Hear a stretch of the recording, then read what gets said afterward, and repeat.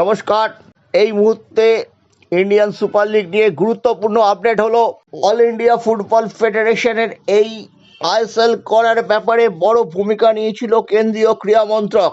আর কেন্দ্রীয় ক্রীড়া মন্ত্রক প্রত্যেকটা রাজ্য সরকারকে স্টেডিয়ামের জন্য একটা আলাদা করে চিঠি দিল, এবং এই চিঠি আগে কোনো দিন আসেনি।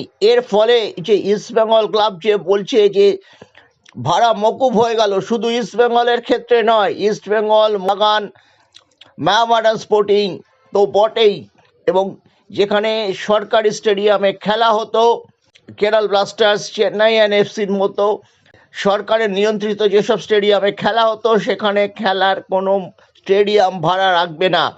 এই ভাড়াটা প্রায় 11 লক্ষ টাকা। এরপরে স্টেডিয়াম ভাড়া রয়েছে।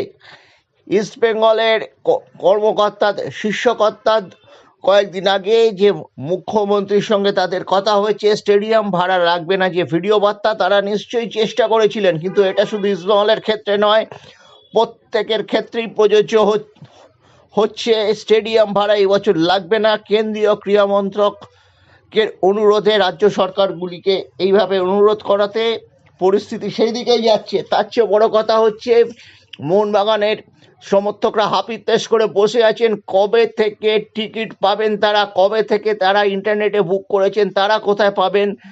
অফলাইন সেল যেটা হবে, তারা কোথার থেকে টিকিট কাটবেন? তাদের জন্যও সুখবর এসে গেছে। টিকিট স্টাম্পিং চলছে প্রচণ্ড তৎপরতার সঙ্গে এই মুহূর্তে নবমহাকরণের 6 তলায় স্পোর্টস ডিপার্টমেন্টে যারা আধিকারিক আছেন সচিব পর্যায়ে, তাদের তত্ত্বাবধানে টিকিট স্টাম্পিংটা চলছে। 4টে থেকে মোহনবাগান ক্লাব এবং যুব ভারতী স্টেডিয়াম, বক্স অফিস 2, এখান থেকে যারা ইন্টারনেটে টিকিট কেটেছেন তারা টিকিট সংগ্রহ করতে পারবেন।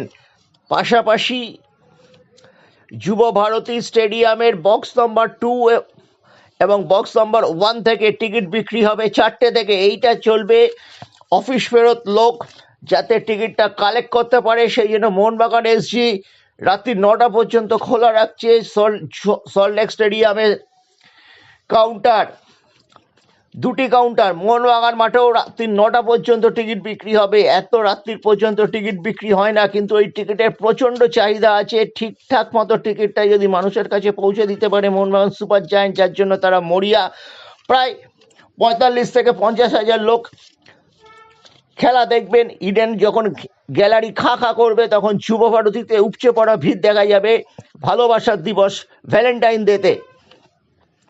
পাশাপাশি আগামীকাল 13 তারিখ যুব ভারতী স্টেডিয়ামে যারা ইন্টারনেটে টিকিট কেটেছেন তারা রিসিট দেখিয়ে টিকিট তুলতে পারবেন। সল্টলেক স্টেডিয়ামের অফিস 2 থেকে সকাল 10টা থেকে রাত্রি 9টা পর্যন্ত। এখানেও মোহনবাগান সুপার জায়ান্ট সুবিধা করে দিয়েছেন। অফিস ফেরত মানুষ সেক্টর 5-এর অঞ্চলে যারা সল্টলেকে কাজ করেন তারা যেন করতে পারেন, এবং পাশাপাশি এসপ্ল্যানেড অঞ্চলে যারা মানুষ যারা অফিস ফেরত টিকিটটা কাটতে পারেন, সেটাও সকাল 10টা থেকে রাত্রি 9টা পর্যন্ত খোলা রাখা হচ্ছে। এই 9টা পর্যন্ত খোলা রাখাটা একটা সময় 5টা, 5:30, 6টায় বন্ধ হয়ে যেত। 9টা পর্যন্ত খোলা রাখাতে অফিস ফেরত লোকের কিন্তু অনেক সুবিধা হবে।